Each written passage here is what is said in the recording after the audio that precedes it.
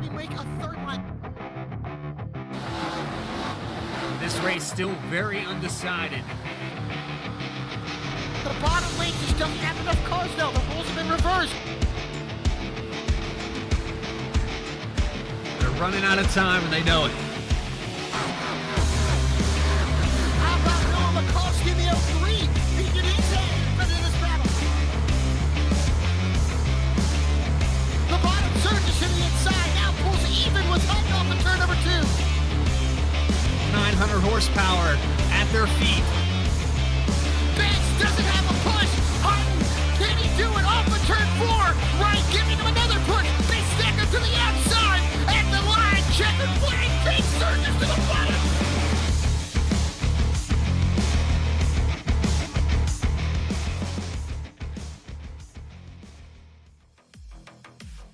Saturday Night Racing League, live here tonight, Auto Club Speedway, live on VSPEED.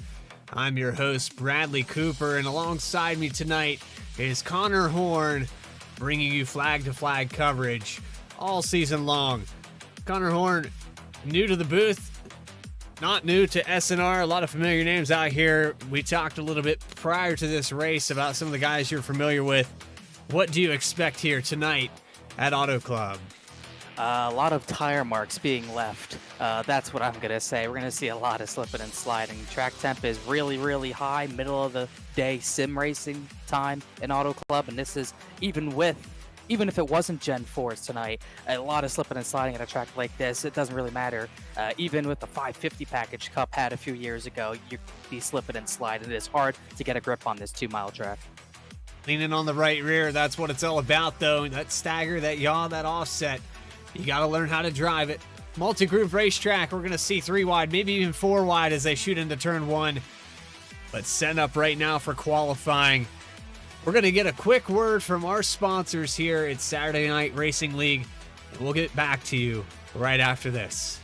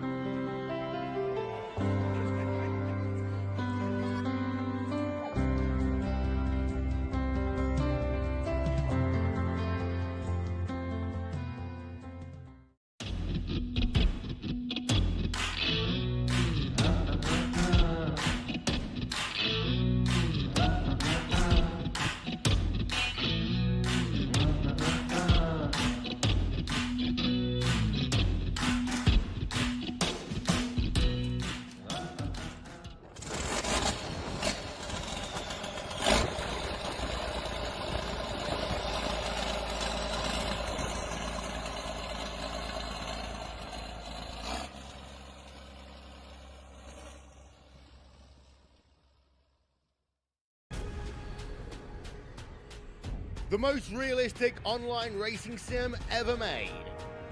This is iRacing.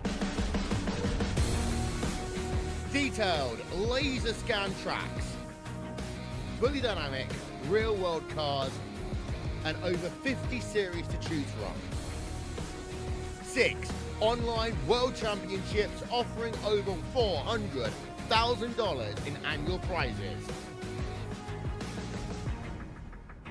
This is the original esport racing game. This is iRacing.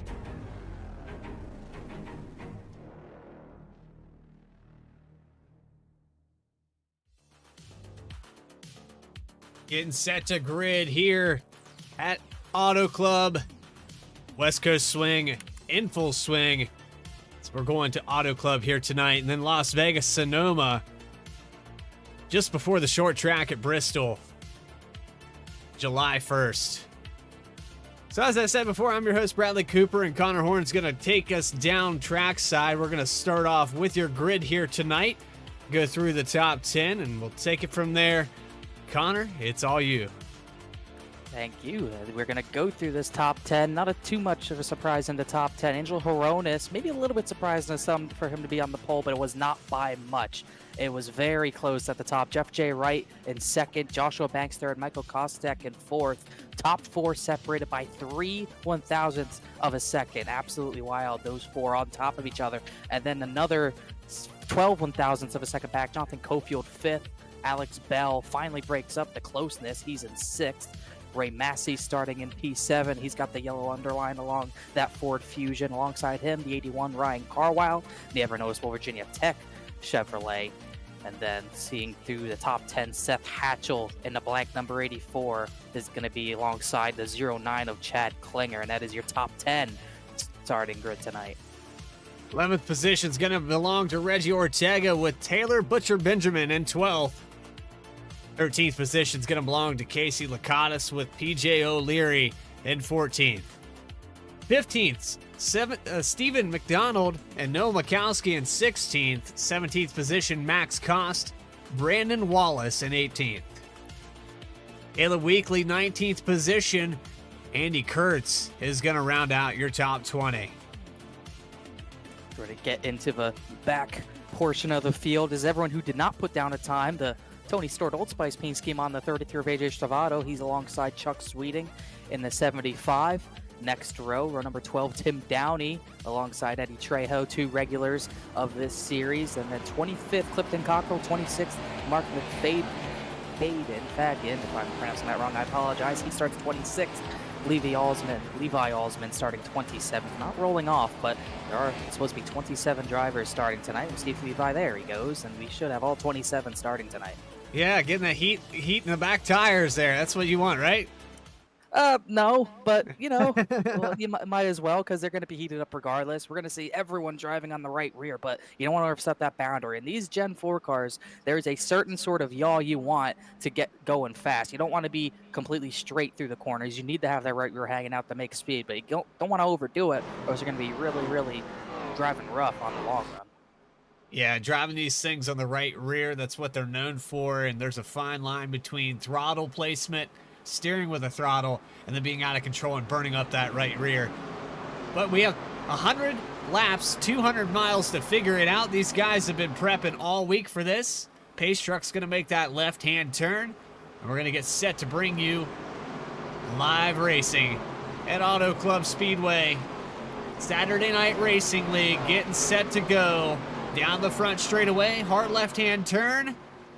Green flag waiting in the air. Geico restart zone, and we're ready to go at Sonoma. Excuse me, Fontana. I was about to say. Yeah.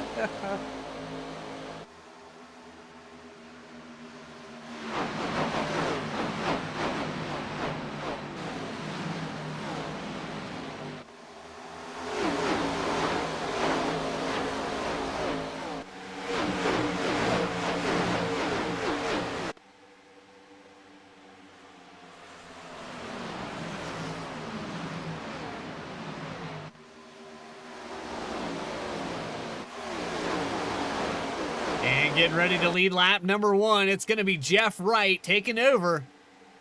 Didn't start on the pole, but he's going to snag it away. I'm surprised no one made the right turn. We thought we were Sonoma for a second, but no, Auto Club. We'll be at Sonoma soon, but one person who will have to see at the front of Sonoma is Jeff Wright, but he's at the front right now. He kind of benefited from the leader having to go on green and everyone going on green. That did not give Hronis the advantage he would have had if it was a normal restart. And that puts the 48 to the front, the 29 struggling to stay top 3. Big dive by Banks. Yeah, Banks last week at Daytona had one stolen away from him. 3 1,000ths. Some guys say 2 1,000ths of a second. Very close finish between him and Eric Hutton. And here he is, Banks, trying to snag the lead away from Jeff Wright. Lap 2 in the books. And Jeff Wright out to a pretty good lead, a pretty commanding lead for as early as it is in this thing. That restart, though, it seemed like one line didn't go and the outside did. And that was all because it was just go on green, and they had a little bit of an advantage. The outside lane definitely gets the better of the leader a lot of times on those initial starts. But if we do get a restart tonight, we will see the leader get away regardless of the lane they take. Right up the track a little bit, 35, looking under, looking to get a better run off the corner, and he does have a better run off the corner. Banks gets away, maybe a little bit of side draft, and had a car in the wall back there. I think that was Michael Kostek, but no damage as the battle for the lead continues on. Yeah, you can see the turbulence there. 35 side by side with the 48, briefly in the lead. That bottom line seems to be working, but Banks really loose off the exit. Able to hold on to it and stay door to door with Jeff Wright as they go down the back straightaway. Hronis losing a lot of ground. These guys racing super hard up front. Do you think Hronis will reel these guys back in as this run progresses? I think he'll reel in at least one of them. I think he's definitely letting them go and not pushing as hard. That's what I would be doing if I was Angelo right now. I don't want to be pushing for the lead right now. It's lap 4, coming to lap 5 of 100 laps. Still got plenty of miles to go. Oh, boy. Wow, that was close. Almost 3 wide. Bell, Cofield, and Massey, almost all of them came together. Yeah, we're going to take a look back at that as soon as we can. Let's take a real quick glance back. That was almost trouble for the entire top 5. Yeah, that could have been a big one. A wreck happening into a corner like that, that's never a recipe for good things to happen. That was really, really close. As early as it is, they're racing really, really hard. So we're back here live. The 23 probably cleaning out his pants after that one. More than that. Yeah, you've got Jeff Wright with a decent lead. He's pulled Joshua Banks. They are 0.6 of a second over Angelo Hronis, and Alex Bell's starting to put the pressure on Hronis on the inside for the 4th and 3rd positions. Angelo's definitely trying to save his tires a little bit here, but I think a few of the drivers behind, they don't really want to do that. They don't want to see those top 2 get away, so they're going to try to get back to him, try to get to him as quickly as possible as we finally see someone hunting for that way high line. Bell's going to be the first one to really try it in the top 5, and look at the run he will get. Not great for the tires, but boy, he gets a run. Yeah, these cars just crazy out of control near that wall. You got to watch that the rear end doesn't kick out and grab a hold of that safer barrier. It's going to pull you right up in there, and it's hard to pull it back off. Yeah, it's sort of like a magnet or like a sticky note or something like that. It is definitely the fast line on new tires, but if you get too high, you're not going to get off of it. You're going to lose a lot of track position. So it's definitely a risk versus reward sort of thing, and it's definitely, I'd say, paying off a little bit. He's going to get that 4th position back. Big dive on Jonathan Cofield as he gets under Angelo Hronis in the same corner. Problem is, you get that run, you got to take it to the inside. Now looking at a possible slide job, and the 58 almost bobbles the wall, backs out. Side by side behind them, Ray Massey. He's on the outside. I believe that's Ryan. No, is that the one car? Michael Kostek. Wow, So that's a new name for me. They're sideways here. What we talk about with these staggers and these offsets, the body of this car naturally has an offset. You can see one side on the left is leaning in a little bit. It's a little bit lower to the ground. It's tapered a little different. So these cars almost look like they're completely 90 degrees at some points in these camera angles, but they're really not. Yeah, they definitely feel out of whack when you're driving them, depending on the setup. I mean, it absolutely blasts to drive at a track, especially like a track like Auto Club, but it does pose that challenge because you're kind of twisted out. The front can be pointing, especially if you're on an outside line. The front will be pointing, but the rear is going to be pointed into the outside wall, and you're going to be stuck in it as quickly as you get up there. So you really, really, really got to be careful about that. You got to know where it's sticking out and how much you can push that line. So it's heating back up here, right up on the bumper. Joshua Banks putting the pressure back on Jeff Wright again for the lead. That draft is pulling the 35 right back up. And it's just so tough to escape anybody here. You can get a good pass, get a good run, but Banks taking it to him again here in one. Ekes down to the inside, might have the nose in there, but I don't think he's going to complete this pass. Jeff Wright's going to have an excellent run off the corner. Yeah, he's driving really, really hard on the bottom, but Jeff Wright's also driving hard. He really does not want to give up this position. He wants to keep the track position, and he's driving probably harder than he wants to keep it. Driving the high line when he likely doesn't want to be up there, but he's going to have to drive up there. If Banks got to his right rear, the battle would be pretty much done. Banks took a look there, but he wasn't able to do it. Yeah, and I think that was kind of tempting. Jeff Wright left it open, had the door there. Jeff's just trying to run his own line. And driving with the mirror. Right up on the bumper again for the lead. Nothing there. Gonna back off. He keeps doing this early entry, backs off, but really gets to drive out on the exit of the corner and gets all the way up to the inside of the 40. Now he has the run. Pretty single file all the way back to 10th position. Reggie Ortega just gets a pass on Chad Klinger for 9th. But as we're still watching this battle for the lead, Alex Bell starting to creep up into the picture. He's got him down to 0.7 of a second. Yeah, he finally got by Angel Horonis. Horonis drops back to the edge of the top 5, still trying to save the tires as they draft each other for the lead. That's as close as it gets up there. But Alex Bell kind of waiting in the wings, running that outside line, now back down to the bottom, starting to hunt these two down just a little bit. Pretty similar time. Wow, Jeff Wright, they're both sliding. They're driving like it's 2 to go instead of like 20 to go. Really good stuff. Still side by side. Into the entry of 3. Down the back straightaway, it looked like they were going to make some contact on that exit of turn 2. Got some racing going on back here for the 7th position. Carwile, Massey, side by side for a brief second there. Just missed that battle. And now we're side by side for 3rd. A lot of action here on this track so far. It's not the action track, but there's definitely action anytime you come here in any car. Go field to the bottom, trying to get that position back, and he will, but he slides up the track. Really, really slides it up the track. Bell sliding. Oh, we got a spin, turn 2. Trying to see who that was. Was that Kostek? No, Casey Lakatos went around. Lakatos goes around. I don't think he hit anything, but it's enough to bring out the yellow. The sliding we saw, that is not surprising at all, as we'll see what position he gets back. But like you said, looks like no damage, so gets a set of tires, which he probably wanted anyways, and he'll be fine. Monte Carlo SS and Casey Lakatos goes sideways here on lap 13. We'll take an instant replay to figure out what happened to him. Trying to search for it. It was at a turn 2 on the outside of Stravato here. And He got a little help. He did get a little help, but I think he has. It looked like he lifted because Stravato came up in front of him, and he had to lift, and could not see who that was behind him, but looked like there's nowhere to go. It's being labeled as the 03 and no Mikowski. That is correct, but it didn't really look like anyone's fault there. Kind of a jam up out of a corner. Everyone went for the same line. There was nowhere for the 03 to go. You'll see that Old Spice car kind of slide up. Actually, the 50 might come down a little bit. But you see Lakatos jammed on the brakes, and Mikowski just had no time to react. So there it is. Caution number 1 here tonight. And we're single file getting ready to go down pit road for green flag pit stops. Jeff Wright going to lead him down here. Joshua Banks. Jonathan Cofield. All the way back, probably to Andy Kurtz, Tim Downey. The whole pack coming down pit road right now.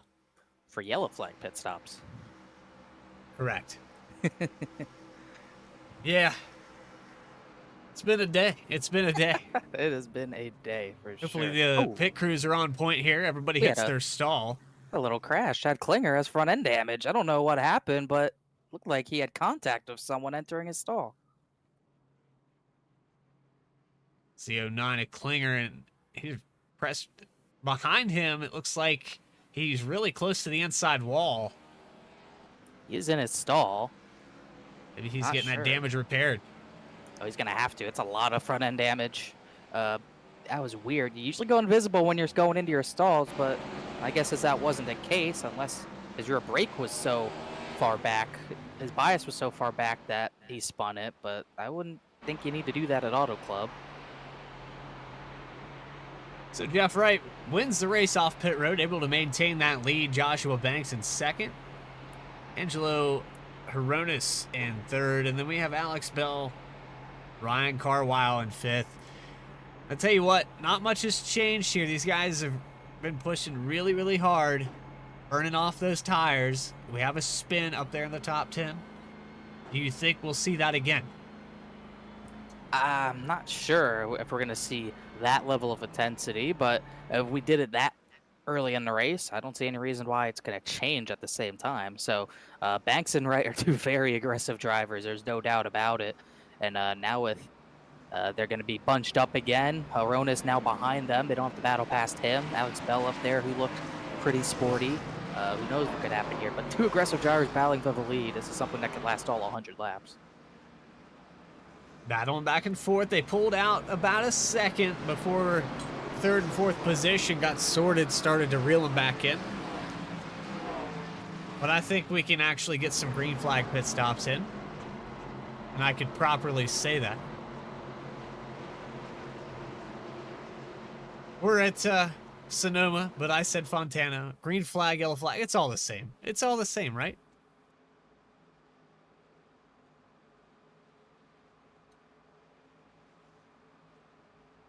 All the same indeed. As we'll see what happens here. It's not like the track's going to get any cooler, so 8 lap or maybe 10 to 15 lap run there. We saw so many drivers already slipping and sliding, and it's only going to get worse from here. Track temp's only going to stay hot, and it's going to maybe get hotter as this day progresses in sim time just a little bit more. Track temp right now is 127, and shows no, like we said, no signs of slowing down, and the slip and the sign's only going to get worse and worse. As this track rubbers up the marbles, that high line that Bell was running earlier, it's going to wear off. But here we go. Pace truck pulling off again. We're going to go back live for the second time here tonight. Auto Club live and racing. Geico restart zone. Green flag waves, and Jeff Wright leads him off into turn 1.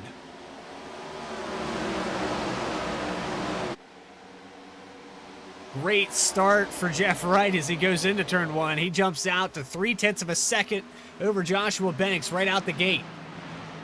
Banks, like we were talking about, that initial start is going to be a lot different from restarts, and the leader gets a much bigger advantage thanks to the some net restart. code. Oh yeah, big net code there and big lag from Bell as he gets almost into the rear bumper of Banks. Cannot lock bumpers, we know that very well, but he'll send it to the inside. A little bit of a dive bomb, maybe a slide job for the runner-up position, but Banks charges right back. Still holding his own. Joshua Banks was up there, led briefly, and now Bell challenging. These restarts are chaotic. Look back here. 6th, 7th, 8th position. Side by side. You got the 81 of Ryan Carwile. He was on the back bumper. The 84 Seth Hatchell coming off of turn 2. It's really close in a bobble. Oh, and a car to the inside. Kostek just taking evasive action, but he'll straighten it back out as they get back 3 wide. Mikowski has some left front damage, but still up there as they get 3 wide again. Definitely a madhouse, almost 3 by 3. They're trying to sort it out while the battle for the lead. Banks goes to the front, car's in the wall almost, but Wright is able to keep it off it. Banks to the lead, he'll lead this lap. Banks leads this lap, but back here to this 3 wide battle. AJ Stravato, how about him? He started in 21st. He's all the way up to 9th position, and he found himself in a hornet's nest here. Yeah, he says he's a road course guy. I still call BS because he can get it done on the oval as well. Very, very fast. He gets to the bottom. Virtually no tire slip there either, so that's going to be important if we get a long run, if he can keep those tires from sliding as he goes up to 9th. Mikowski's going to try to get that position back. He dives to the bottom as Stravato trying to bide his time. He sees what's in front of him, and he doesn't like it. Ortega and Massey getting really close to one another. Even further behind them, Max Koss there briefly. 3 wide in the middle between Jonathan Cofield, Chuck Sweeting working his way up through this field. Sweeting started back in 22nd, so he's a big mover here in this race as well. Also, no surprise to see him getting through the field, but trying a different line than the 33, really trying to push hard. You can see that right there already sticking out in the middle of turn number 2, almost contact there up ahead. I think that was Caustic again, as Sweden's just going to get in behind him.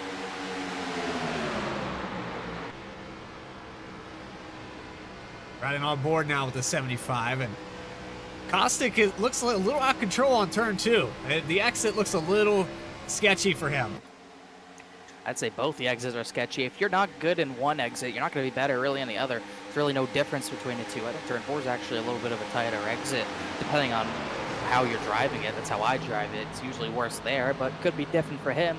Definitely struggling in turn 1. We've seen most of the struggles in turn 1 as we go 3 wide again. Taylor Butcher, Benjamin in the middle, really, really tight off the corner as Jonathan Cofield's going to clear both Benjamin and Sweeting. Want to move up the middle there, and now the 03 way on the outside. That's Noah Mikowski trying that high line like Bell ran earlier. He's going to get a big run. 3 wide, and he scrapes the wall, but still has the momentum. What a move there for the 03. It's that Larson line. He got to get as close to it as possible without hitting it, and he did just that. He didn't really shed any momentum. You can see he kind of loses that momentum at the end of his straightaway because of that damage affecting him. But if he can get those runs off the corner, it's almost not really a big factor.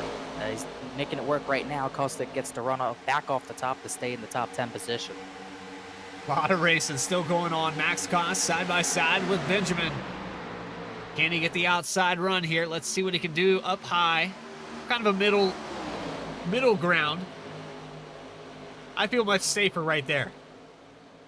Well, but are you faster up there, down there, wherever you would call it if you are there? Probably not. The middle is usually where you don't want to be in iRacing because you have a few grip strips and all of that, but it is definitely a viable line if you got both of those lines plugged up, which, as you can see, Mikowski on the top, Caustic on the bottom, those lanes are used up.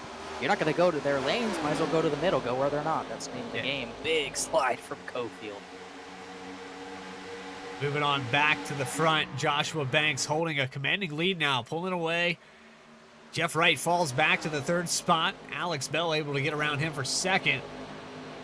It's going to be Joshua Banks this time by for lap lead number 6 on the board. Banks trying to redeem. I know he had a lot of confidence after that Daytona race. I think he still feels that he won that thing. Yeah, but he might think so. So maybe in his mind he's going for 2 in a row and trying to back himself up. But he's clearing away with the lead, half a second over Bell. Wright slipping back, maybe saving the tires this run to 3rd. I was looking at the battle. Ryan Carwile, he was throwing a big block down the front straightaway in the triumph along Reggie Ortega, and it almost didn't end well. That's the battle for 6th as they both go to a higher line. Carwile cuts it down really to the bottom seam above that white line, as behind both those drivers, AJ Stavados fought his way to 8th and is climbing fast. Stavados always a guy to look out for up here in this top 10. That 33's been on the move since we started. We talked about his qualifying back there. Didn't take a lap time. It's an interesting way to start here, but it seems to be working for him so far. I would say the fact that he even got through there unscathed is a positive and definitely an achievement in its own right. It's hard to get through the field, especially in these Gen 4 cars as out of control as they are, to go 21st to 8th with no contact, even with the yellow, which he was just in front of it too. That's pretty impressive, and there's no surprise that he's already up here because we know he has the speed. It's just about keeping the nose clean, which he's done so far, and he's chasing down Ortega. Still a lot of battling going on back here. 9th, 10th position. Ray Massian's the outside of Michael Caustic. Caustic was getting a little crazy there earlier. We showed you on that. Does this high line work? Man, these guys are pushing the limits of what this car can handle up there in those marbles. Caustic's just going to get back in line. He also slid out of turn 2. That's funny. You're usually sliding on the top, but also coming out of the corner, if you're on the bottom, you're chasing all the way up to the top line. You're going to be slipping and sliding. He's wiggled big time again as he keeps it off the walls. Number of battles still happening around this track, but all the drivers I'm seeing slipping and sliding, that one car is definitely one I've been seeing struggle the most. And we'll go on board with the one machine right now just to get a glimpse of what he's... Oh, boy, he has to be hard on the brakes. Overshoots that corner. He's going to lose another position to Jonathan Cofield. Let's see if he can handle 3 and 4. I know that high line works, but if you're Caustic right now, you might want to reconsider because this thing looks out of control for him right now. You could make a groove off the wall work, but if you're that loose, you probably don't want to be on the top. You always hear drivers who are good at the top line, Kyle Larson, Tyler Reddick, Noah Gregson. In real life, you got to be tight to run the top line. If you're loose, you're hanging the rear out, you're going to hit the wall and get stuck up there. Even in real life, it translates to this as well. You need to have a race car stable enough to get on the gas and not slide that right rear quarter panel out, because if you're not sliding that right rear quarter panel out, you're able to stick right against that wall, maybe a half groove off it, and it's able to work. But if you're slipping and sliding it, it's not going to work. And the one car's, I think, realizing that and moving down is plenty of battles. The battles will not die. This is all the way, I wouldn't say all the way back in 13th. Taylor Butcher, Benjamin, Noah Mikowski, Max Costa been going at it for 2 or 3 laps. Almost 3 wide there as they went into 3 and 4. Benjamin gets ahead. Noah Mikowski in the 03 going to slip in line. It's kind of settled down a little bit here. Lifton Cockrell is going to probably be in this hunt before too long. But the point I'm going to make here, look who's creeping up to the lead.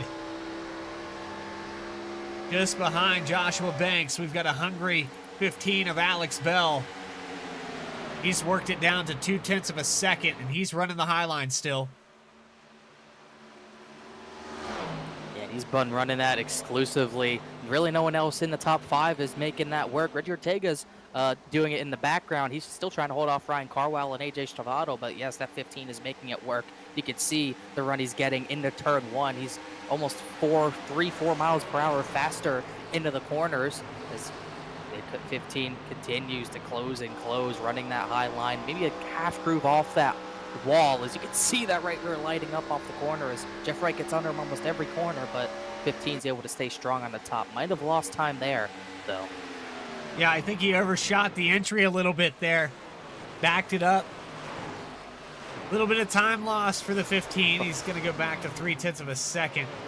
Oh, Look at the spread on the field. We got 3 wide. That's not going to work. Stravato's around.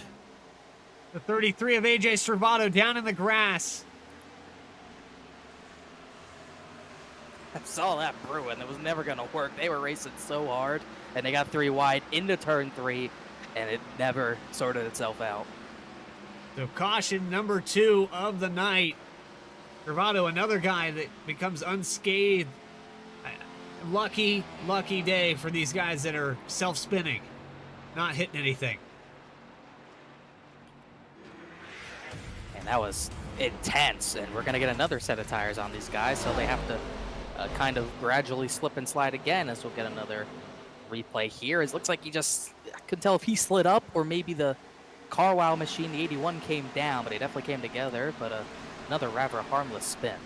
Yeah, and I can see it right here as a better angle. You've got the 2 of Ortega, the 81 of Carwow, and it's just a hold your ground. You see Carwow slip a little. It's really 50-50. I wouldn't complain. Yeah. That's just racing. But if I would say the 81 slips down the track a little bit. You'll see the rear of his car come out there. Yeah. Kind of stops the 33, but that's bound to happen. Even as wide as this track is, it's hard to go 3 wide. We'll call it 2 guys going for the same piece of real estate. But AJ Stravato gets the bad end of the deal. And here's some green flag pit stops for you.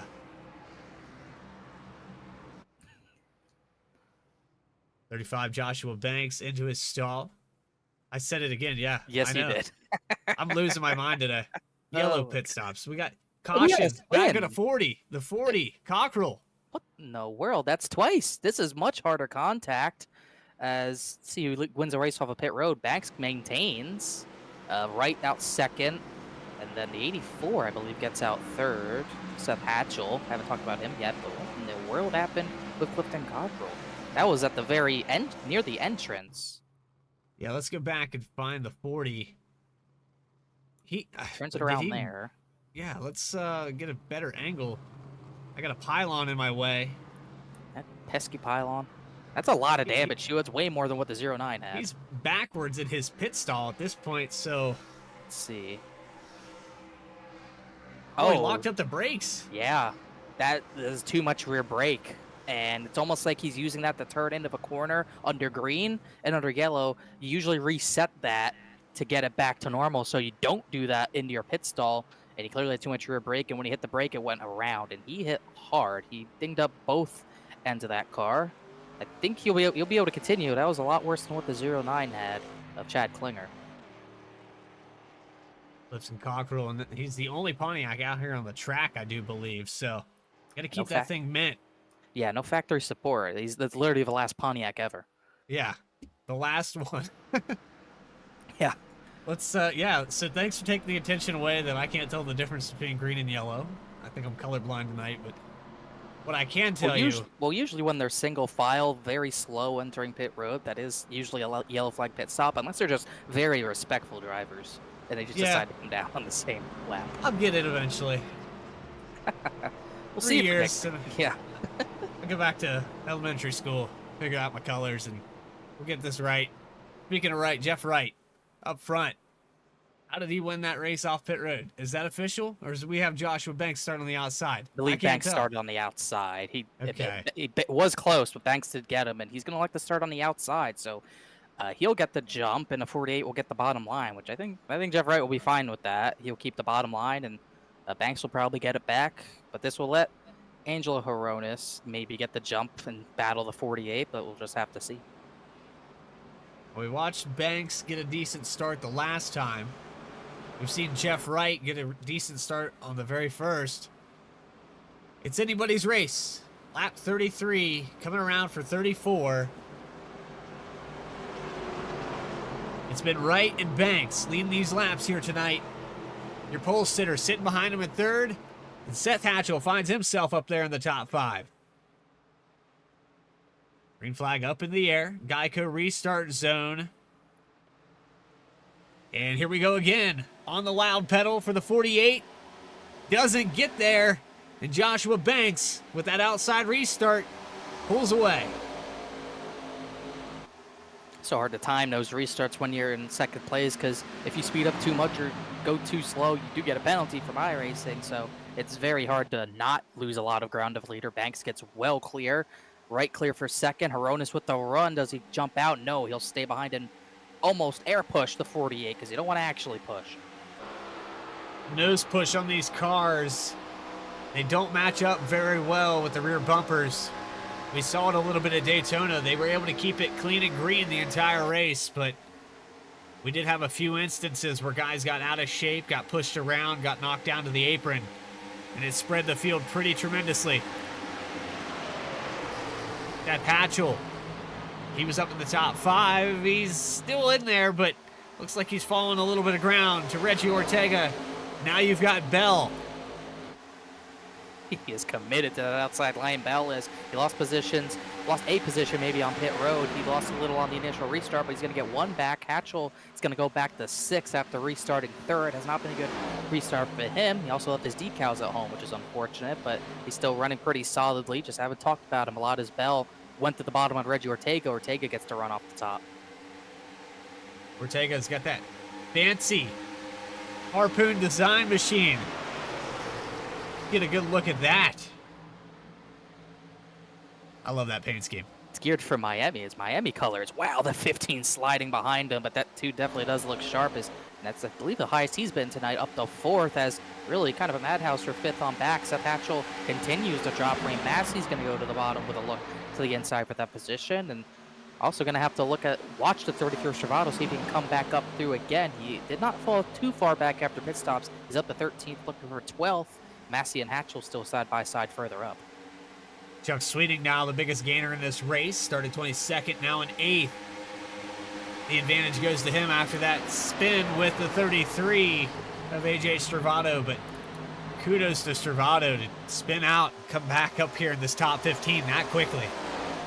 Trying to see where he restarted. Not sure if he came out of pit road up there or not. It looked like he restarted maybe 15th, so didn't lose too many positions. Probably didn't lose, probably because he got it back going so quickly after, didn't really even fully spin. He kind of half spun. So 15th to 12th, he's going to try to gain a little bit more here, put him up to 11th. He passed Chad Klinger Kostek and Cofield, they keep finding each other. They're side by side as well. A lot of side by side racing after this restart, but it's Banks, Wright, Hronis who are clear.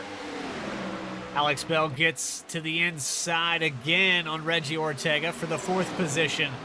These guys have been trading back and forth. That high line working really well for Ortega.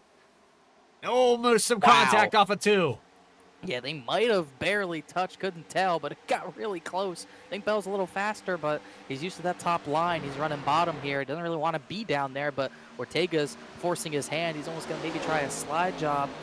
He's sliding all right, but I don't think he's going to get the job done. Yes, he will! He forced Ortega to get on the brakes. Slammed the door shut on him. That is aggressive for lap 38. Reggie definitely had to hit the brakes there. Bell getting aggressive early on as he does get that 4th position away. Now, if you're Reggie Ortega, do you just kind of hold your hand here and pray that the cards come up? But we got a car on the wall, and that was your pole sitter. Yeah, he hit it pretty good too. It looked like that wasn't a scrape. It looked like a slap out of the corner. As you can see, the right front fender pretty banged up after that, but he does continue in the podium position. Seeing if I can get a better look at that damage. You can see it pretty obvious on the TV cam, but from the cockpit, he's not getting a very good view of it. New damage models on this Gen 4 car. Kind of deceitful at times. Bell down to the bottom. A little pinch here for the 29. Hronis trying to hold on, salvage this car. That damage is going to hurt him down the straightaway. To hurt him down the straightaway, it's going to really hurt him in the corners. Probably the worst damage you can have is right front fender damage because it makes the car tight and it makes it slow, even on new damage model. The good thing about new damage model, if we get a yellow, he can repair it and it'll almost be good as new, if not good as new. But for now, he's just going to have to weather the storm because he's in 3rd and he's got so many drivers that are going to try to take advantage of it, including Chuck Sweeting up to the 6th position. Almost some contact there as the 15 of Bell getting aggressive again. Moves up to that high line for the entry of 1. Thought he was going to tag the rear bumper of Hronis for just a brief second. But now to the outside down the backstretch for the 3rd position. Hronis just falling back in line. Now it's up to Reggie Ortega to see if he can get around him. Yeah, these top 2 are absolutely gone right now. Banks and Wright have put about a 1.5 seconds over the battle for 3rd, which is going to subside. Bell's going to clear away from Hronis, but then it's pretty much everyone else stacked up behind the 29 for the time being.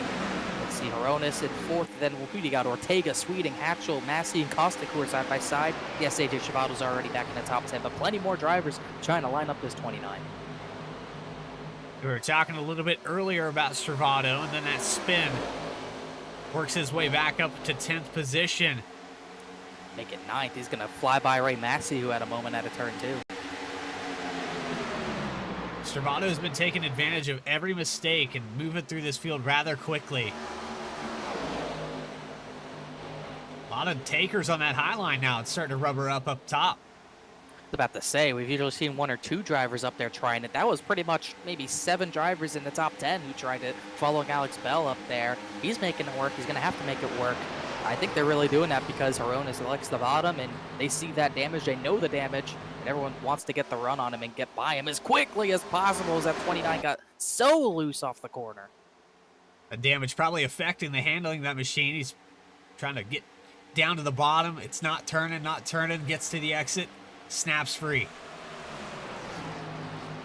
And that was a weird one, too, because it almost looked like it snapped in the center. Like maybe he got jabbed the throttle too hard, and it broke loose, so you could see how much it's hurting him. He's already outside, back to the 7th position. The battle for 8th, Stravato and Kostic behind him. Both those drivers are trying to not get used as a pick by the other as Hronis continues to drop hard. He does get to the top, so Stravato's going to try to take advantage. They're both going to take advantage. Wide. It didn't work out for the 33 last time. We'll see if he thinks better. He will not be under the 29. No, and I don't blame him. He's got to make moves here that make sense. He's got his way back up here in the top 10. He's just got to take his time at this point. But Stravato, Sweeting, moving up through this field rather quickly, but they still have a lot of ground to make up. Joshua Banks and Jeff Wright. Banks really tight off the exit of 4. Almost looked like he tapped the wall. He really flirted with it, and he lost a lot of momentum, but Wright wasn't close enough to take advantage. But these two are so far ahead. It's about 2 seconds from Jeff Wright to Bell, and Bell's running the top line. He's brought everyone with him up there. Yeah, it hasn't stopped. It's just getting more and more cars accumulating up top. And, oh, Whoa. Kostic again really loose off the exit of 2. Right in front of Stravado, who's going to take it bottom 3 wide. Look at him go. Yeah, he's not gun shy after his spin. He's going to try it again. We'll see if they sort it out off the exit. I think he's going to know he's got to stay further down this time. 29 sliding. He almost got put in the same situation, but he lifted and got out of the way that time. But it's going to allow Chad Klinger to get back by. You got to be getting frustrated if you're Stravado. You can't run the bottom right now. It's just so tight on the exit, and these guys up top are getting loose and pulling down the track, and it's just a domino effect to meet in the middle. I don't know what's better, the battle back here between 4 or 5 cars or the battle for the lead, because that's heating up too. Jeff Wright had a peek to the outside. Now he's going to dive to the inside. Out of the bottom for the 48 of Jeff Wright. Coming out of turn 4. Wright's not going to have the momentum. It's going to go to Banks again. Defensive driving on that high line. That's where you kind of want to be, I guess, when you're trying to get past. And another lap led for the 35. 47 of them in the books. And we're coming up on that halfway point. We haven't made it normal yet, but we're working on it. I think it's time. Sure you'll agree with me, Connor, that we bring the noise here. I'm ready for it. I've been trying to hear the noise all night. Let's do it.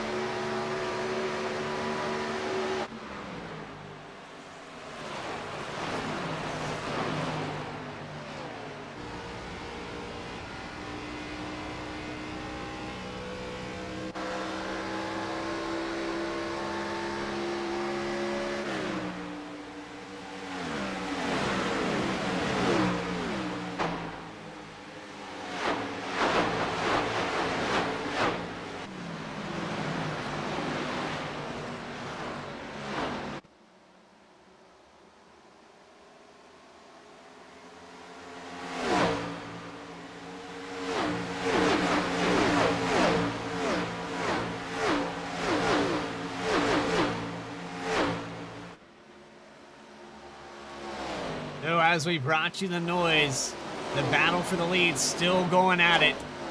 You've got Jeff Wright, Joshua Banks. It looks like Jeff Wright's going to lead this time by for lap 49. Man, that was close, though. Not much. Yeah, not by much, and I think Wright's got the better tires right now, but Banks is not going to let this go without a fight. He charged to the bottom. He might try to get right in front of him. He did the same thing Bell did to Reggie Ortega. Another slide job on very exit.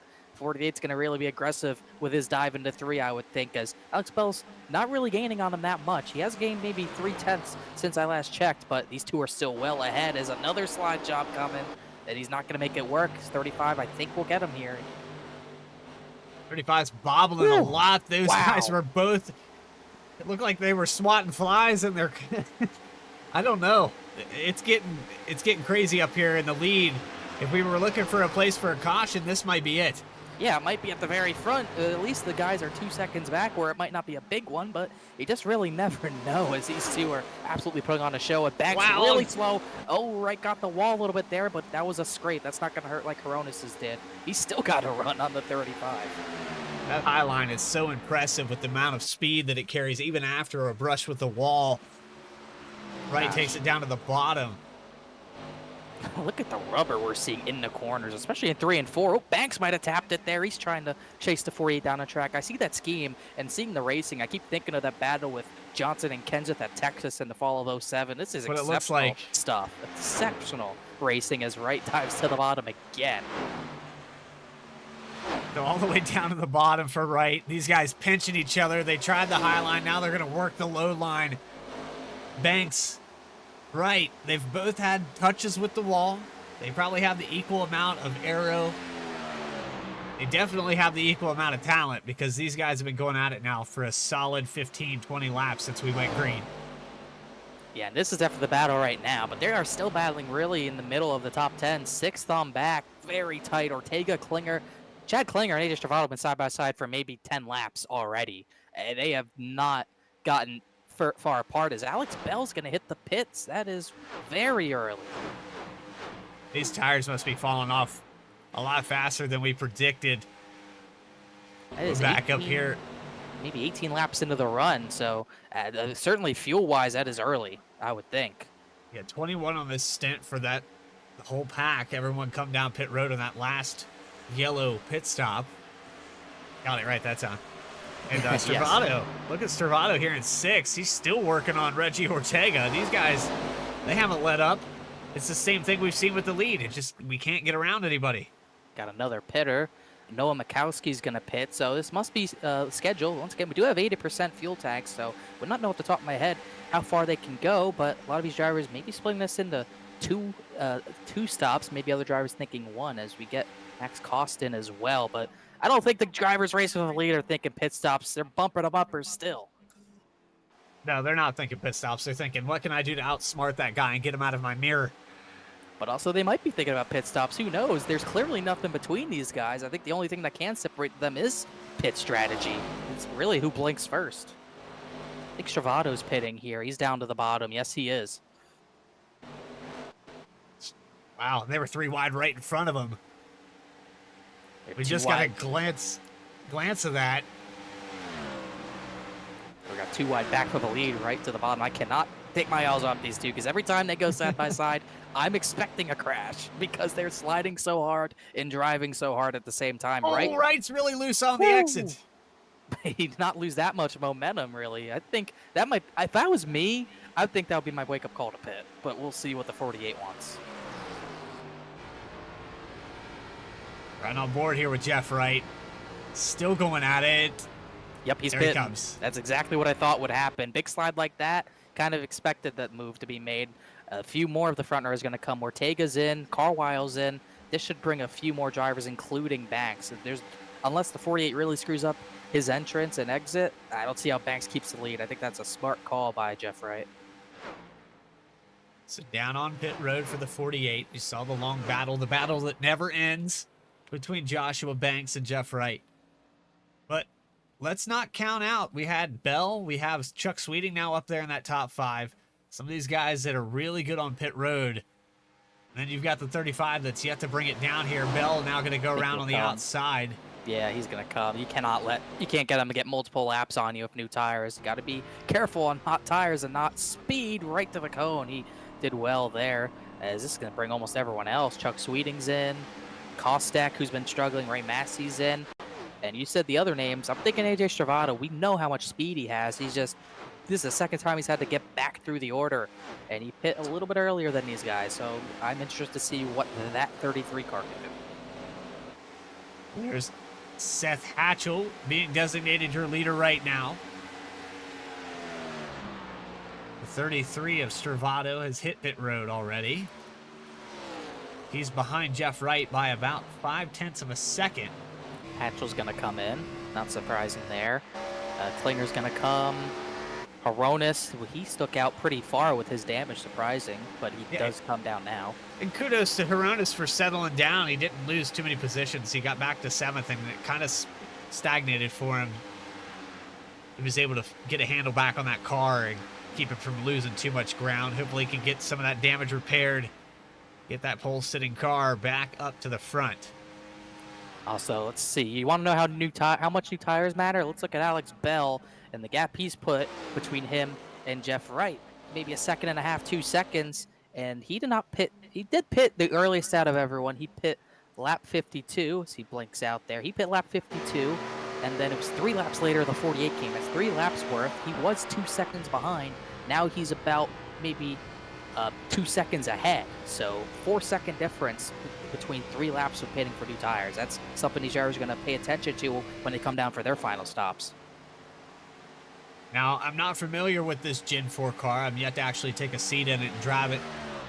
But is 2 tires an option? With the way these guys are slipping around here tonight, I wouldn't think that it would be. Probably way too free. But is it an option anywhere else we go? Because we've seen other cars that benefit from that. The truck has really benefited from it as of late. The B car in some certain tracks. Do you take right sides? Is that an idea? Depends on the run we get when you're taking those 2 tires. Those tires maybe have 10 laps on them. I think it's something you consider, but 20 plus, that's going to be really hard because you're going to be more sideways than you already are with the tires being uneven. You're not going to be able to really put the throttle down. I don't know if that's track position you'd be able to maintain, even if it was only a green-white checkered or maybe a 3-lap shootout. So I think we'll see tracks, maybe, I would think short tracks you might try it. I'm not sure if it's going to work tonight. Right now, Jonathan Cofield being scored as your leader, yet to pit. There's 2 cars still out there on the track. Casey Lakatos, Cofield, both out there on 28 laps. I believe the 58 got his lap led. He's going to bring it down to pit road now. Usually Lakatos is the other one who stays out to get a lap led, but he's going to come down behind him, which should cycle everything back out to Alex Bell. But that 48 is reeling him in. But Bell played the strategy just right to get the effective lead of this race once everything sorts out. Yeah, and this is a whole different strategy now at this point. We don't have restarts to deal with. We don't have traffic. Bell wanted to be in this situation. We know how hard it is to pass. We watched Jeff Wright try to pass the 35 of Joshua Banks for 15 laps. So we know how difficult it is. Track position is key. And by the time Jeff Wright gets up here to Bell, it might be impossible. We'll just have to see. He is closing in a very fast clip, 0.4 faster, even more than that last time by. And also, Banks in the same boat with AJ Stravato as the battle for third kind of heats up at the same point. But I think this might be a little bit easier and much harder for Bell to maintain this lead instead of Banks doing it on the last run. Tire advantage is that big, as Banks, not even a contest between him and Stravato. So we're going to check in with your top 10. We just talked about Alex Bell, and he's under fire here from Jeff Wright, who's caught up to him. But we'll talk about him in first position. While it's lasting, he's had a great race. He's been pretty aggressive at times. We've seen some doors shut on Ortega, but nonetheless, admirable job here and great strategy for the 15 to put himself up there.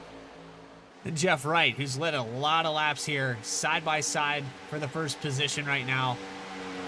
And Jeff Wright started outside the pole, took the lead on lap 1, and he's been battling really the entire time. It's been right there. There's 2 between him and Banks, who we'll go back and talk about in third.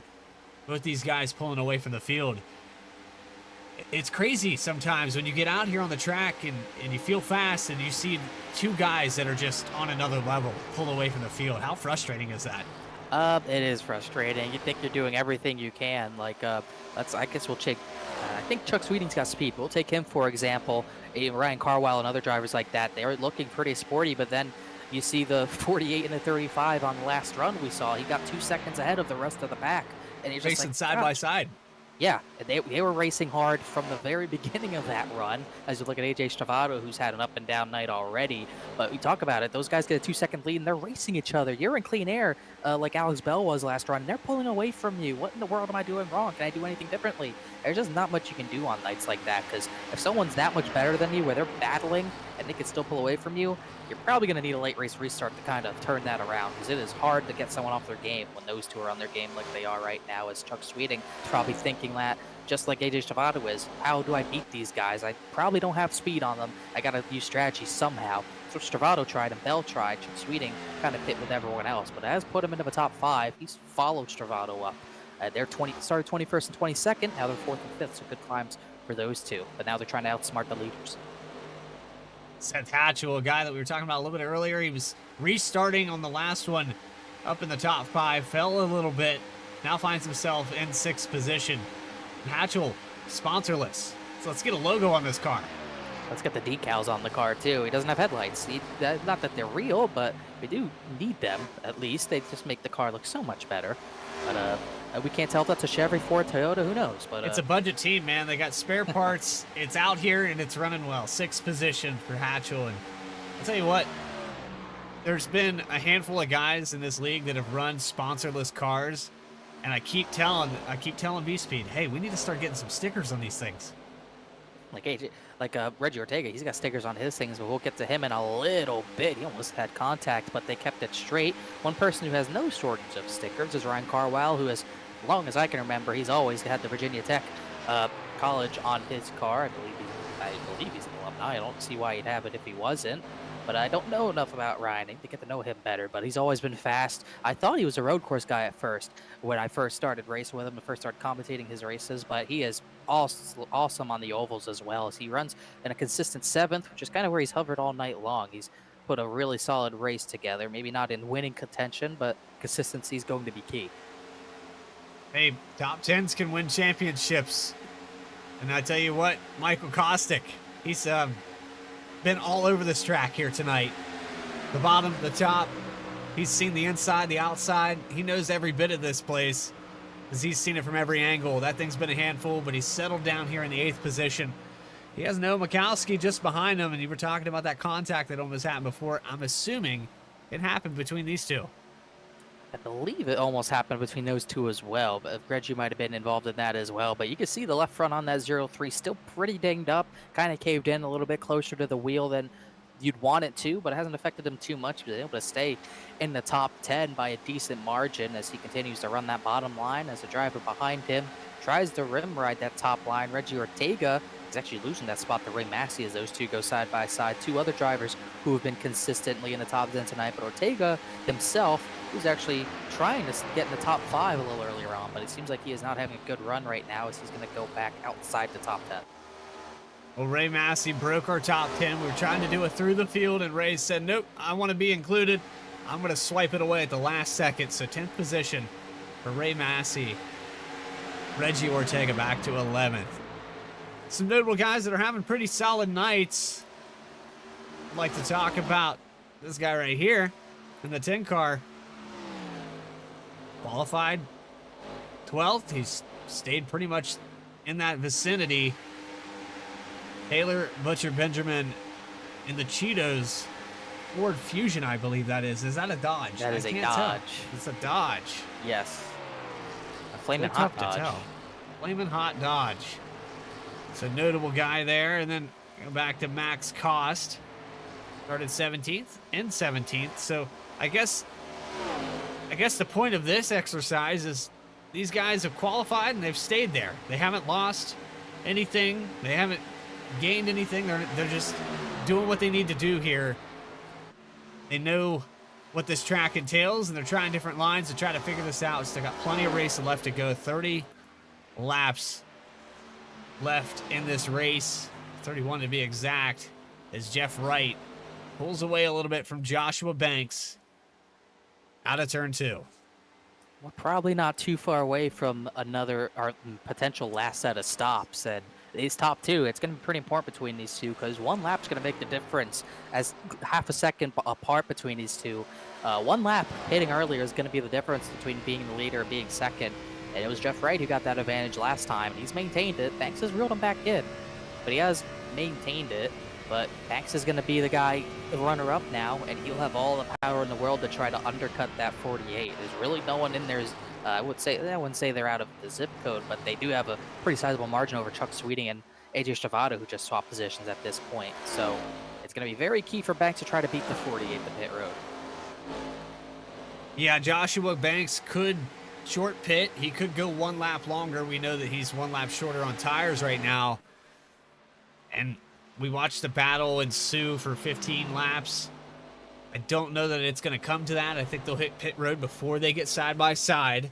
Banks looks a little bit tight there on the exit of 4, and he pushes up the track. Yeah, he did not have a good run there. He'll lose a little bit of time, but not much to the 48. They've been a half a second apart for the last 3 to 4 laps as they still maintain a gap over Chuck Sweeting, who has broken away from AJ Stravado a little bit. Stravado getting reeled in by Seth Hatchell a little bit, and Alex Bell, who was probably the earliest of everyone who pit, is still continuing to fall back. He's back to 6th. He pit from 3rd.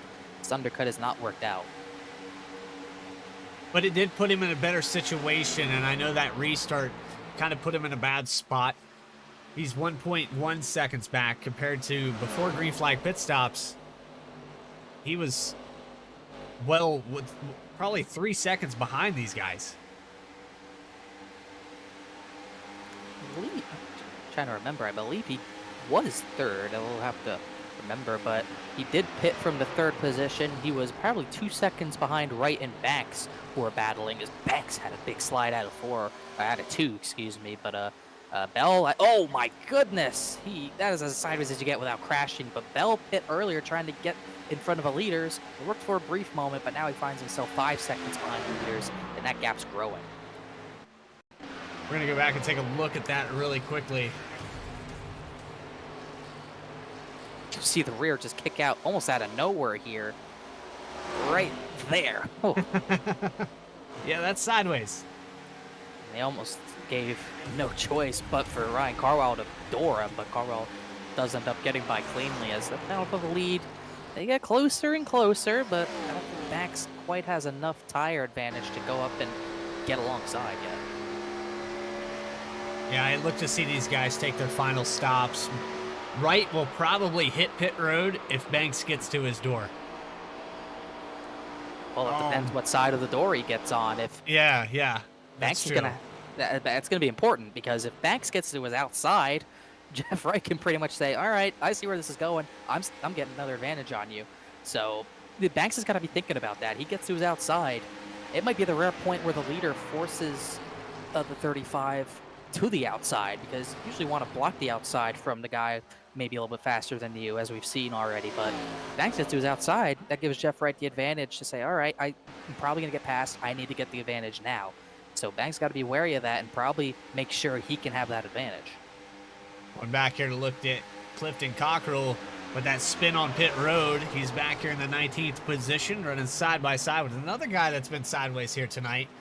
That's Casey Lakatos in the 50. And then just beside them, Stephen McDonald in the 68. Very unique paint scheme on that 68. Got our first of the pitters. Chad Klinger is going to come down this time. That's lap 75, so he'll have a pretty long run to the end. Noah Mikowski is going to come in as well, so these will be two drivers. Don't know if they'll get the, depends on when the leaders pit, but we'll see what kind of track position they can make up pitting early. Jeff Wright still out there on the track. Going to go around 3 and 4. He's kind of held that cushion here, about 3/4 tenths of a second. He's keeping Joshua Banks at bay. Chuck Sweeting will be 2.2 seconds back from this battle. He's got Seth Hatchell and AJ Servato, your top 5. Then behind that, Kostek is trying to work his way around Alex Bell. This short pit has not worked out for the 15, but he's still trying to maintain solid position. That one's been as sideways as anyone tonight, but he's still got a lot of speed on the long run as he gets up to that 7th position. Bell will try to fight back, but I don't think he has anything left to fight back with, because he's really struggled with this run on its own. And still looking at the leaders, they stay out another lap. I just watched Bell come off of turn 2 sideways again. It looks like that thing's a handful here. Oh boy, almost some contact. These are two drivers who have no rear tire left, and that is probably never a good recipe, but for entertainment, it definitely is. Oh, for the action, I'm enjoying every second of it. Wouldn't want to be behind the wheel of it. No, not with how sideways they're looking, for sure, because they look like they're both really, really struggling. Right on board here with Jeff Wright. See if he's struggling here. Calm, cool, and collected in the lead. He's making it look easy, but watch that wheel work. Still seeing if he wants to get down to pit before 35. It looks like Banks is really starting to lose, as Chuck Sweeting from 3rd is going to pit, and we'll see if that forces the hands of the leader. He was 2.7 seconds back of the race leader, and the fall off is about 2 seconds, so even from that far back, one lap could make a big difference. Oh no, he spun. That's the 75 of Chuck Sweeting. He's sideways. He's going to lose a ton of time. Oh. That was must have been another case of rear brake. It looked like almost looked like he turned left to go into a garage. but looked like Locked he just it hit the brakes way and up locked it there. up. That's all it takes. As Jeff Wright, he's going to come down from the lead, and Banks is going to be out stuck another lap. Travato's going to respond. Carwile, Bell, Caustic, a lot of a Oh top 10. boy, what do you do here? And we can't have any more mistakes. Jeff Wright's going to be perfect here. Well, if you're Joshua Banks, you have to respond. You have no choice now. As we'll see, pit road's been treacherous to get near a stall. Stephen McDonald's in and out cleanly. And Jeff Wright, it looks like he's going to get in with a more straight approach. It almost looked like Chuck Sweeting. He might have, maybe he saw a stall too late, and he tried to jerk the wheel left to find it, and it was too late. Banks is going to stay out another lap. Uh-oh. We'll see. That's something Seth Hatch was going to come in. Heck, he might think at this point, all right, I've already been beat the pit road. There's not much I can do now, so responding is probably not the best option. He might try to run the fuel out as long as he can and just get the tire advantage to the end. It's not the worst strategy. At this point, you know you're going to lose out on pit stops to the 48, so might as well get the biggest advantage you can get. As the 3 and 4 is really where the 48 is going to make his time right now. If Banks can mitigate and come down pit road this time by, we can still have a race on our hands. There it is. 20-mile-per-hour difference between Banks and Wright on old versus new tires, so he stays out 2 extra laps. He'll come to pit road, almost hit the cone. That will leave, we'll see if it leaves Angelo Horonis on track. It will not. He comes down as well. Hatchell was already in. Eddie Trejo would be next in line to take the lead and go long, which he will. He should get a lap led here. Actually, no, Banks is going to get it before him. Oh boy, Banks back out just in time. Oh, and it just, seeing all these guys self-spin on pit road here is just making me nervous. It's not really common either. I've never really seen it. Chuck Sweeting, because of that, he pretty much left. He's disconnected from the session, which is a shame because he had a top 5 run going, but he decided to call it quits after that. As Banks is out of his stall, and you can see that 48 motoring right by here. Adam, I see you in chat. Says we'll get Seth a paint real soon. Yeah, we need to get him something. Even if we just throw paint on it. Just different color. Just different colors. Different color every week, and you're sold. As we see Banks come off a pit road, and he's going to get beat by, he's going to have a number of drivers in front of him. Hatchell, Stravato, Klinger, they all get by. And not to mention the 48 of Jeff Wright well up the road. Yeah, that's unfortunate here for Joshua Banks. We're talking about Chad Klinger, Stravato, Hatchell, all in between. Banks loses a ton of time. You still Trying have to tally stop. this up. It's looking like almost 6 seconds. Yeah, about 6 seconds. Jeff Wright to Joshua Banks. It is close to about maybe 6 seconds exactly, but we'll see. 2-lap difference in tires, 6 seconds, about 17, 18 laps. We'll have to see. At 35's fast, but I don't know if that's enough of an advantage. Even then, we still got people to pit. Trejo, Weekly, Lakatis stay out another lap because they're the last 3 to come in here. Now, the other thing we're not factoring into this equation is the possibility of a caution. Dare I say it? It can happen. It has happened. Late cautions at Auto Club get crazy. You got guys that have an extra set of tires, guys that won't pit, they're looking for position, guys that are just willing to risk it all into turn 1 and take it 4 wide. You'll have a variety of everything if we do have a caution this late in the race. Looks like Trejo's going to come in. Weekly's going to come in as well. As everyone after this stop should have a clean set of tires left if we got a yellow. I don't believe there's been any variation on strategy. It really hasn't been an opportunity to because of where the yellows fell earlier. So top 2 pit. Lakatos gets his lap led, and he should not be far away from pitting himself. Jeff Wright's only 8 seconds back already. So in that scenario, we do have a caution, 10 to go, 5 to go, whatever the case may be. Do you come down and pit, or do you stay out in the hopes that there's another caution?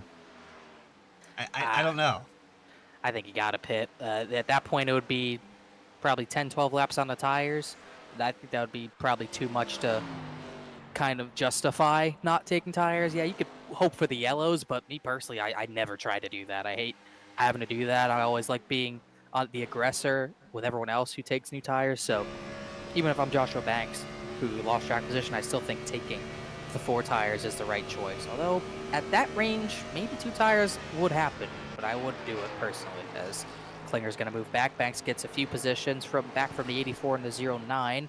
He'll have AJ Stravado to deal with. So Joshua Banks back up there in the top 3. AJ Stravado about a second ahead of him. As we have 15 laps to go, Jeff Wright resumes the lead. And he's led over 35 of them here tonight. 36 to be exact, coming up on 37. 48 car. Able to bury the 35 of Banks on pit road. And it's like you said, it was the first guy to blink. Banks just blinked a little too long. Yeah, I was just surprised. I guess they were clearly thinking the 20 to go mark was when to pit. But if I was Banks, I would have been ready. You got undercut and you got beat and you lost the lead because of it. I would have been ready to undercut, whether it was by 1 lap or 3 laps. I think his only chance to win this race was to get in the pit road first. He wasn't able to do that. Not over yet, but he's not gaining really enough. He's only 0.3 of a second faster than Jeff J. Wright. And I don't think that it's going to equal out eventually. I don't think that's going to hold up. Plus, AJ Stravado's got the same tire life as the 48, so he won't be a slouch either. Yeah, it's going to be a tough beat. 3 seconds, 0.3 a lap. I don't know. I'm not seeing it. Not with only like a 2-lap and a half advantage on tires. I don't think it's going to hold up well. Jeff Wright looking at the sunset down the backstretch. Jeff's been good. I mean, he's been good all race long, so.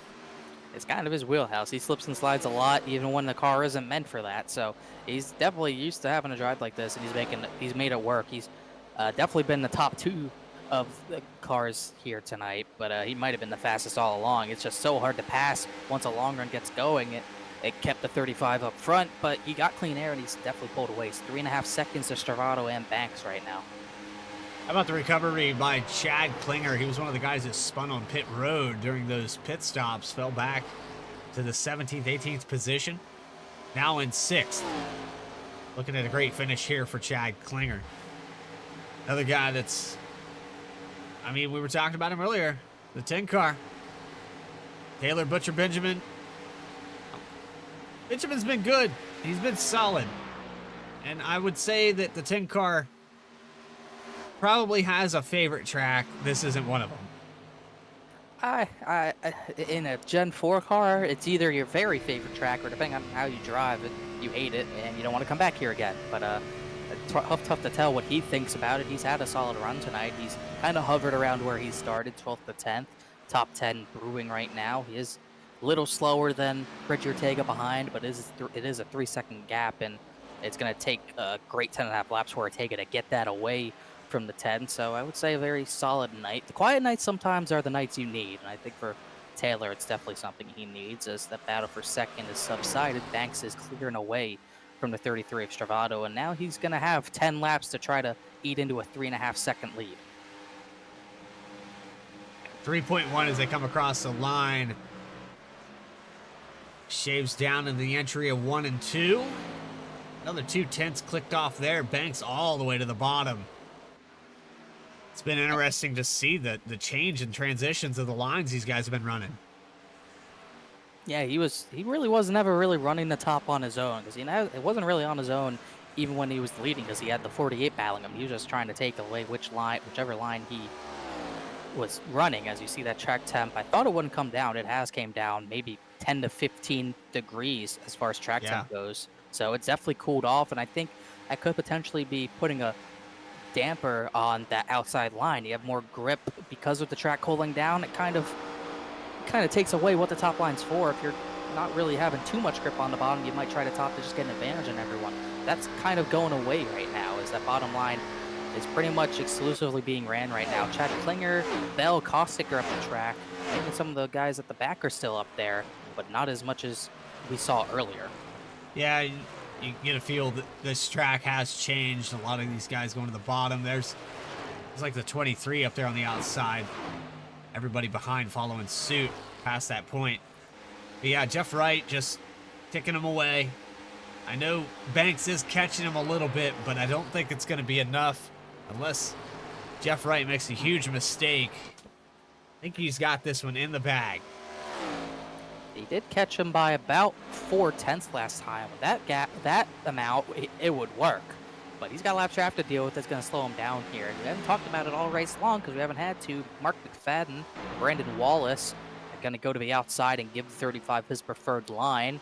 But that exit is so important. He's going to be kind of pinched down on exit here, and that's going to hurt him. Almost contact between those two. He's probably not happy, but 99 just running his line. That's part of it sometimes, as he's going to really have to search into his bag of tricks to gain more time. And even through all that, he did still gain about 1/10 and a half. Yeah, and it's down to 2 seconds now on the margin. The 35 is on his way. Oh, and he's sideways. Wow. He's Big wiggle. Great camera angle there as he works the wheel off the exit of 2. That's what he's going to have to do. Tire saving out the window. You just got to give it everything you got. If the tires die before he gets there, so be it. Has to at least try to continue to try to close that gap. No lap traffic at this point between the two. Clifton Cockrell, maybe 2 seconds, 2.5 seconds up the road from Jeff Wright, the leader. Let's see what the times are this time. Wright, a 42.1. Banks, a 41.9. He's gaining, but 6 laps to go. He's going to need about 3/10 a lap. So Banks off of turn 2. Clears the lap traffic, makes quick work of it. Still has his hands full. 42.1, 41.9. Mathematically, it's going to be close. But going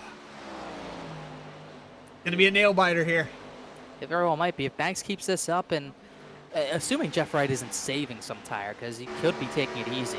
But if that's not the case, 42.2 by Wright, another 42.0 by Banks, another kind of 2/10, and then we're down to 5 laps to go. It's going to take about close to 3.5 to 4/10 a lap, and I'm not sure if he's got enough for that, as a few other battles heating up. Stravado and Hatchler getting closer. I think Ray Massey might have tapped the wall entering turn 1. He was battling with Chad Klinger, but that subsided. A few others getting close. The battle for 12th was hot. Still maybe contested. Andy Kurtz, Angelo Horonis, Noam Mikowski, they're all on top of each other. That's unfortunate. The 29, Horonis, is kicking himself for getting that right front damage. Falls out of the top 10 here tonight. Just hasn't been able to salvage this day. And not the performance in the finish he was looking for the 29 team. And he had a fast car, but that was kind of a bad deal, because we had yellows where other drivers who got damaged were able to repair it. Baronis didn't really get that chance. You can see the right front still pretty beat up, and he just has not been able to recover from that. So definitely had, I think, top 10 speed, maybe top 5. But he did not look like he had much for the top 2, even if that damage wasn't there. But at the end of the day, we do not know, as coming to 3 laps to go. This time by Jeff Wright, a 42.3. Joshua Banks only a 10th faster. That tire equalization is happening, and it's not looking like it's going to be enough. But for 3rd place is a different story. Hatchel's all over Stravado. Back here to 3rd. Down to the inside for the 84, Seth Hatchell, sliding up the track on the exit of 2. Hatchell's right there at the bumper. This could get good. We'll keep an eye on your leader. That deficit's going down a little bit this time. I think it's going to be a better lap for Banks. We'll post you on that. Big slide out of 4 for him. His 84, he can get to the bumper of Stravado, but just not quite enough yet to make a run for the passes. That time by was another 2/10 for the 35, but that is not enough at this point. He's really going to have to pick it up. And Jeff Wright could be saving tires. It could be a product of Jeff just kind of maintaining that gap as best he can. Hatchell gets really loose off the exit of 2. He ran a little bit higher line than Stravado, and it looks like the high line has stopped working here tonight. But off of 3 and 4, Jeff Wright, white flag in the air. He's just got to do it one more time. And Joshua Banks not going to be able to catch up to him. Lap traffic probably not going to be a factor. It's the 40 of Cockrell in front of him. Right down to the bottom. Smooth as it can be. That's very smooth. Down baseline to the white. It's going to be the smoothest lap he's ever ran here in the 100 laps he's been running. He's going to have no tire spin as they're still battling for third. They're going at it hardcore. But Jeff Wright coming off of turn 4. He's got it in the bag. Your winner here tonight at Auto Club, Jeff Wright in the 48 team. Back here to third position. It was door-to-door off of 3. And AJ Stravato edges out the 84 Seth Hatchell. That's a great finish for that position. Hatchell, Carwile, the top 5. Klinger, Massey, Kostek, Bell, who slips to 9th. And Taylor Butcher-Benjamin gets his top 10. Excellent finish here, but your winner here today started second. He led 51 laps. Able to put it down perfectly. Little congratulations salute from the 35 as he drives by to pit road to take it to the garage area. And we're going to burn it down here on the front straightaway with Jeff Wright. The one thing that's good about Auto Club, you can go to victory lane at this track, which I wish was a feature at a lot of other tracks, but you can burn it down here, burn down pit lane, burn down everywhere because he dominated. You got to be dominant to lead over half the race in any race. He was close to unbeatable. He only had one guy who could compete with him tonight.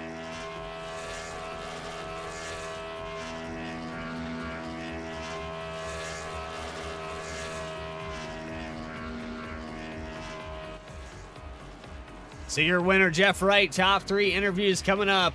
We're going to take a quick commercial break. Hope you enjoyed today's racing. Saturday Night Racing League at Auto Club Speedway. Your winner. We'll get back to you right after this.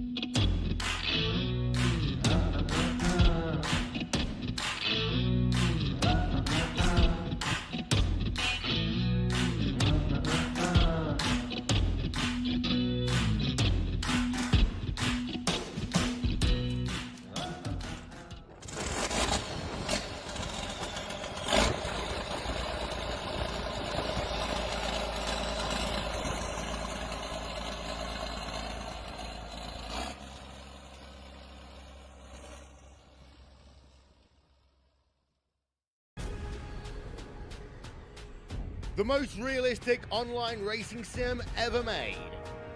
This is iRacing. Detailed laser scan tracks, fully dynamic, real world cars, and over 50 series to choose from. 6 online world championships offering over $400,000 in annual prizes. This is the original esport racing game. This is iRacing.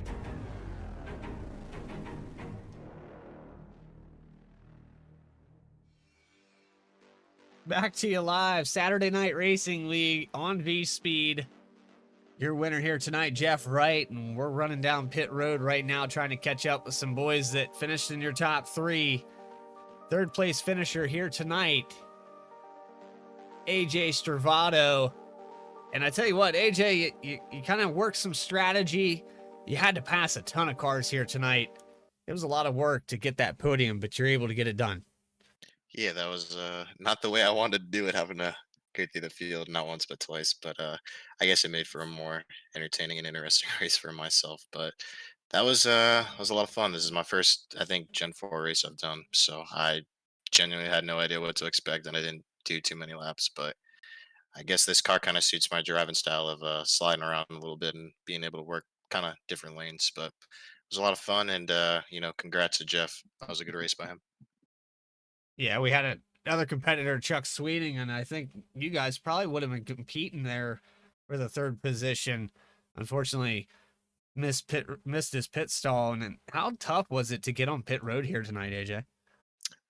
Considering I had no practice doing it, it was interesting to say the least. It wasn't as bad as I thought it would be. Normally, I tend to overshoot the entrance a little bit and kind of screw myself over, but took it as easy as I possibly could to an extent, and ended up gaining some time throughout the pit cycles, and getting in and out efficiently. So I guess it was not as difficult as I thought it was, I guess.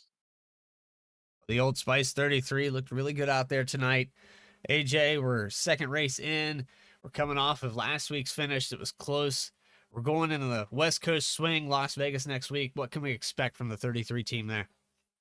Vegas is a pretty fun track, and at least in other cars, one of my better ones. So hopefully we can have a good run like we did today, and if we want to battle for the win, potentially qualify instead. So yeah. Well, we appreciate your time. AJ, I know you got him, so go ahead and shout him out and thank everybody for tonight's performance. All the boys back at Hutton Motorsports. Shame Eric couldn't be here. He had other things to do, but just all the league admins. This is a group that used to race on Saturdays a lot of the time, so it's kind of bittersweet, I guess, to do a couple races here and there on Saturday nights, and with a good group. We appreciate it, AJ. We look forward to maybe talking to you in the broadcast booth at Vegas. That's the goal. Thank you, man. Third place finisher, AJ Stravado, getting it done here tonight at Sonoma. And I'm trying like crazy to move your name. There we go. There we go. We got him. So running down pit road now, we have Connor Horn trying to catch up with Joshua Banks in the 35, your second place finisher. Yes, I'm glad I don't have to actually run because I'm out of shape. But Joshua, unfortunate. I know it's unfortunate for you to be runner-up position. It looked like you were definitely one that could beat the 48 tonight, but it looked like the key to the race ended up being strategy with the long runs. It looked like you might have gotten behind on strategy. Did you think not undercutting the 48 was a difference? Yeah, I thought the tire fall off. I know I was going to have to push the car, but I, for some reason, thought fall off 2 laps would make a difference. But I mean, it did. I mean, I cut the lead from 4-4 to 1-6 here. So I caught it. It just wasn't many laps. And then I think if I was telling Jeff that I think if I pitted with him, it would have been a really good race at the end. I've never been good with strategy, especially when driving the car. I'm sitting there trying to wheel the sucker, and it's hard for me to strategize a good plan through a race. So just overcut it and thought I could do it, but it just didn't work out. It's definitely hard to have your mind elsewhere while trying to not spin, especially at a track like Auto Club. Looked very tough. It looked like you two were definitely ahead of the rest of the field. By the end of the race, you had 2 seconds over third place almost from the very last restart to the end of the race. Did you think that I think you already said if you would have had a good race if you both put on the same lap, but if you think you did, say you do undercut him, do you think there's any sort of chance that he goes long and beats you, or is that just name of the game, undercutting? I mean, Bell had issues with undercutting. I mean, he was trying to do that, see if we can get track position. But the tire fall off was so major with the difference. So eh, when it comes to that, I like to be the attacker personally. I've always liked that scenario. So undercutting somebody is tough for me to think about because I don't like to be the defender personally. So it may have been good, but Jeff was beating me on the long run anyway. And he probably would have got that one moment where he got that run and got me. So that's where I was thinking too, is that he had me long run. So I was trying to think of something to outlast his long run speed there. So it just didn't work out. It definitely came down to strategy. There was also one element. Everyone had a set of tires left in case the late yellow came out. If it came out around 5 to go, you would have had maybe 12 laps on the tires. Were you ever thinking about that while chasing them down, thinking about 4, 2, none, anything like that? I I was going to take 4. I felt really good on the short run speed. Like I feel like we had the fastest car on the short run. If once I got around, got clean air, got the front, I was good. But then as the laps counted on, obviously it fell back a little bit. But it on that late race caution, if we had one, that would have been golden. So it just didn't get it, unfortunately. The good news about this, I believe your average finish so far would be 2, but the only unfortunate part it is not came up in a win, but definitely knocking on the door. Another fast night for you, Josh. Thanks for talking to us. All right, thank you, buddy. Appreciate it. There's your second place finisher, Joshua Banks. And without further ado, we're down here in Victory Lane. We've got Jeff Wright and the 48 team burning it down, put on a great show. You led a lot of laps here tonight, 51 to be exact. You and Joshua Banks battling midway through this race for 15 consecutive laps. What was going through your head that entire time? Yeah, just trying to hang on to it. That was a lot of fun. It was slick. It was hot out there on the racetrack tonight, so these cars were all over the place. Yeah, just trying to find a little bit of grip wherever we could. But yeah, Joshua Banks obviously super fast tonight. Alex Bell was right there with him and us, so it was a lot of fun tonight. And I tell you what, those guys are gonna be trouble this season for sure. I told Joshua in the broadcast waiting channel, he was streaming. I told his viewers, I said, this guy is going to be a multiple race winner this season. This guy is, he's just really good at the low downforce, high horsepower stuff. So expect Joshua. I'm expecting more of him. You'll probably be talking to him a lot this year if he can make it. But yeah, the pit strategy, I think, just kind of helped us out a little bit. So Joshua, he overcut us, I think, by 2 laps. And I think I was just able to get a big enough gap there where he had to, pass a couple more cars than me. And I think that's probably ultimately what helped me get this. But yeah, I was worried for sure. He was coming quick. And navigating the lap traffic, there was a multitude of things that could have went wrong, but you did it perfectly. And once this race went green, you really showed that you can pull away from guys here at Auto Club. Yeah, I try to be, good on the long run. I feel like I've gotten better at that over the years. I used to struggle with burning my stuff off a lot, and I think, I've learned from your co-commentator, Connor Horn. He's kind of the king at that, saving his tires in some other leagues we've raced with. I don't know how many times I felt like I would maybe get out to the lead, and, towards the end of the run, here's Connor Horn coming out of nowhere, pass you for the win. So, I think I've learned a little bit from him, and yeah, just try to take care of the rears. Making sure you're not getting full throttle until you can at least get that car straight, so you're not getting the car too yacht out, and just try to drive it straight off the corners. So I was hoping those last 2 runs were going to go green because I thought that was my best shot. If we threw another caution in there, Joshua Banks and Alex Bell, they were really fast on the short run. Angelo Ronas was also super fast on the short run. This is a guy, he hadn't raced since December, by the way, and Wow. he was running in the top 5, I think, pretty much the whole night until I think he had something maybe go wrong. But so yeah, shout out to Angelo as well. We got a lot of fast guys in this league. I think it's going to be a lot of fun this season, and yeah, just appreciative of everybody coming out tonight. All right, well, congratulations on the performance here tonight. You get the win. You're joining that winner bracket with Eric Hutton. Do you have anybody you'd like to thank for tonight's win? Yeah, speaking of Eric Hutton, shout out to him. He wasn't here tonight, unfortunately, but hey, we got Hutton Motorsports 2 wins to start the season, so super stoked about that. Obviously, thank you to you guys in the broadcast booth there with VSPEED, you, Bradley Cooper, and Connor Horn. Glad to have Connor on board this season. He does a great job, so definitely looking forward to the rest of the season with him up there in the booth with you.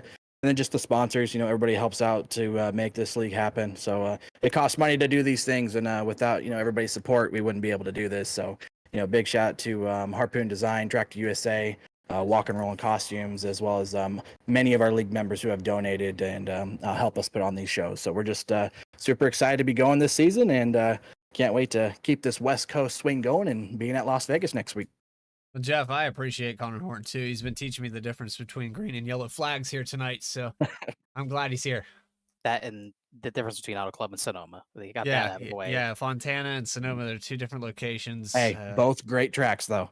Yeah, it's geographically pretty similar. But yeah, nonetheless, both man, the state of California. Jeff, we appreciate your time, man, and we'll look forward to maybe talking to you at Las Vegas. All right, sounds good. Thanks, guys. Your winner here tonight, Jeff Wright, getting it done. Put it up front. Started on the front row. Took the lead early. Battled with Joshua Banks and just edged him out there at the very end. Your winner here tonight, Jeff Wright. Let's take you through your final results toggle as we go. There's your winner, your top three we just spoke to, and then it's Seth Hatchell, Carwile, Klinger, Massey, Caustic, Bell, and Benjamin for your top 10. What a recovery there for Chad Klinger to get that 6th position. Hold on to it. Massey. Yeah, he definitely had a good recovery. Obviously, the incidents on pit road were a little bit weird tonight, but 09 was able to recover. Unfortunately, that was because it was under yellow, under green. Chuck Sweeting, who's way down the order, did not have that same luck. As a number of drivers who were kind of outside that top 10 who could have had better runs. Obviously, the most notable, AJ Shavato, like we said, hadn't ran since December, so getting off the sim for about half a year and then coming back in maybe the hardest oval car to drive, Gen 4s. Horonis, yes, that's one of the hardest things to do, jumping into those cars, but definitely had to hit with the wall. He could have had top 10 in his first race back. It wasn't meant to be, but definitely something to build on for him. So we're looking here with McDonald rounding out your top 20. 21st is going to go to the 40 machine of Clifton Cockrell, Brandon Wallace in 22nd, Mark McFadden 23rd, Eddie Trejo in 24th, Tim Downey in 25th, Chuck Sweeting parks it for the night after that unfortunate series of events on pit road. Levi Alsman, I'm not sure if the 16, he took a few laps out there, but that was one of the cars that took the grid late. So the 16 struggling tonight, whether it was connection or computer issues. Nonetheless, the 16 will round out your field here at Auto Club. We hope you enjoyed tonight's broadcast here on VSPEED. Saturday Night Racing League has concluded. Join us again for the VSRL Truck Series on Monday night. That will go live at 9 p.m. Eastern Time. And then following up, Tuesday, we have BTDY. The BTDY Cup Series. A lot of familiar names from this series in there as well. And that will go live at 8:35 p.m. Eastern Time. For everybody at VSPEED, myself, Connor Horn, Adam Baker, Alec Martinez, and everyone in this league, we thank you for watching tonight's broadcast. Make sure you subscribe, share, follow. Just click every button below my name. And we'll see you next time. Take care, everybody, and have a good night.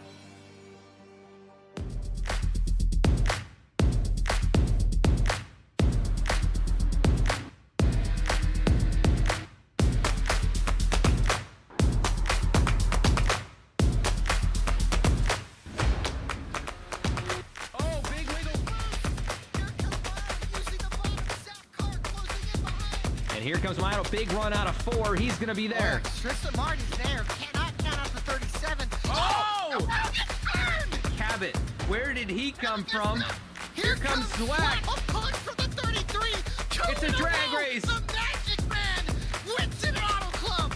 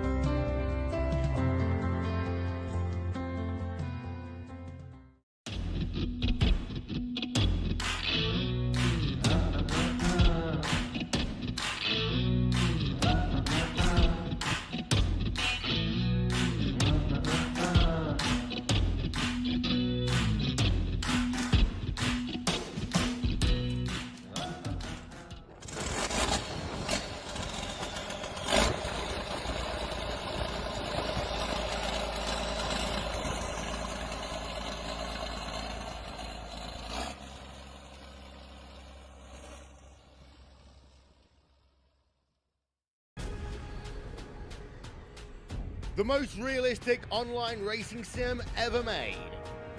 This is iRacing. Detailed laser scan tracks, fully dynamic, real world cars, and over 50 series to choose from. 6 online world championships offering over $400,000 in annual prizes. This is the original esport racing game. This